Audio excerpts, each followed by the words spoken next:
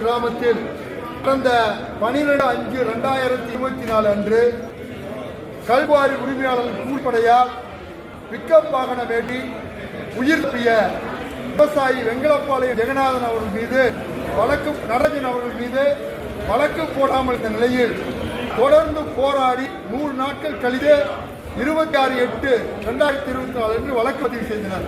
150 நாட்கள் ஆகியும் இன்று வரை அவர் மீது போட்ட வழக்கு மீது எந்த நடவடிக்கையும் இல்லை. இந்த நிலையில் கடந்த வாரம் புதுக்கோட்டையில் தொடர்ந்து சட்டவிரோத கல்குவாரிக்கு எதிராக மனு கொடுத்த ஜகுமர் அலி அவர்கள் கல்குவாரி உரிமையாளர்களால் வாகனம் ஏற்றி படுகொலை செய்யப்பட்டுள்ளார். நடராஜன் போன்றவர்களுக்கு இதுபோன்ற நிலை ஏற்படக்கூடாது. அது மட்டுமல்ல, திருப்பூர் மாவட்டத்தில் அமைச்சர் சாமிநாதன் அவருடைய பர்சனல் PA வினோத் அவர்கள் கடந்த பிப்ரவரி மாதம் கடந்த ஆண்டு சட்டவிரோத வாகன எண் இல்லாத லாரிகளில் மணல் கடத்தி வந்த பொழுது அதை பிடித்து வைத்ததற்காக அந்த கனிமவளத்துறையினுடைய உதவி கனிமவளத்துறையினுடைய வருவாய் ஆய்வாளரை மிரட்டி குண்டடம் திமுக பொறுப்பாளர்கள் அவரிடமிருந்து வாகனத்தை பிடித்துச் சென்றனர். இன்று வரை நடவடிக்கை இல்லை.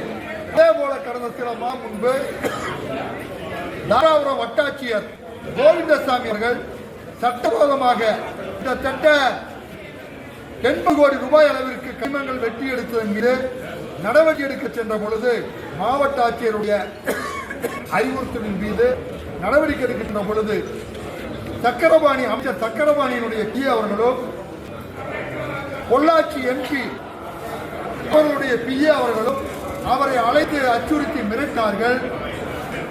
குவாரிகளையே வைத்து சட்டவிரோதமாக கனிமங்களை எடுத்தவர்கள் அவரை மிரட்டினார்கள். அதன் மீது நாங்கள் புகார் கொடுக்கும் இன்று வரை நடவடிக்கை இல்லை.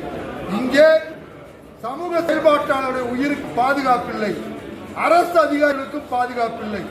அதே போல கடந்த ஆண்டு கன்னியாகுமரியில் ஜெபர்சன் என்ற பத்திரிகையாளரையும் கடந்த ஆண்டு கோவை கிணத்துக்கடவு பதுமுத்தூரில் அருண் பாலாஜி என்ற பத்திரிகையாளரையும் கல்குவாரி உரிமையாளர்கள் தாக்கினார்கள்.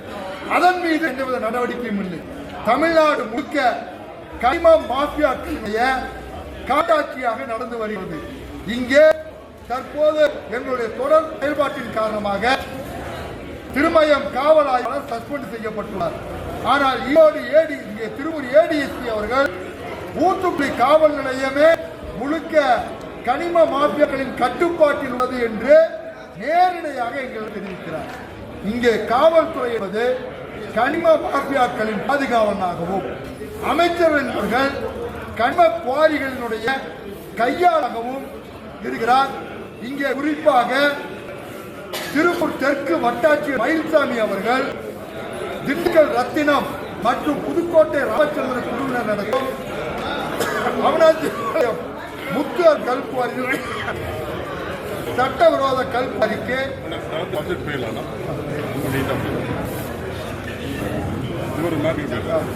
இப்படி சட்டவிரோத கல்குவாரிகளுக்கு அதிகாரிகள் துணிந்து வருவதால் இதன் மீது உரிய நடவடிக்கை எடுக்க கோரி தற்போது அறிவிக்கப்பட்டுள்ள ஈரோடு கிழக்கு சட்டமன்ற இடைத்தேர்தலில் நாங்கள் 1 வார காலம் உரிய நடவடிக்கை எடுக்க கோரியும் திமுக அரசுடைய கையாளாகாத தனத்தையும் சட்டவிரோத கனிம மாஃபியாக்களுக்கு துணை நிற்பதை சுட்டிக்காட்டி நாங்கள் பரப்புரை செய்ய இருக்கிறோம்.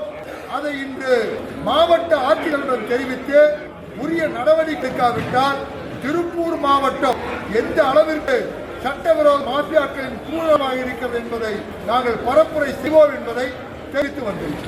முகிலன் ஒருங்கிணைப்பாளர் தமிழ்நாடு சுற்றுச்சூழல்.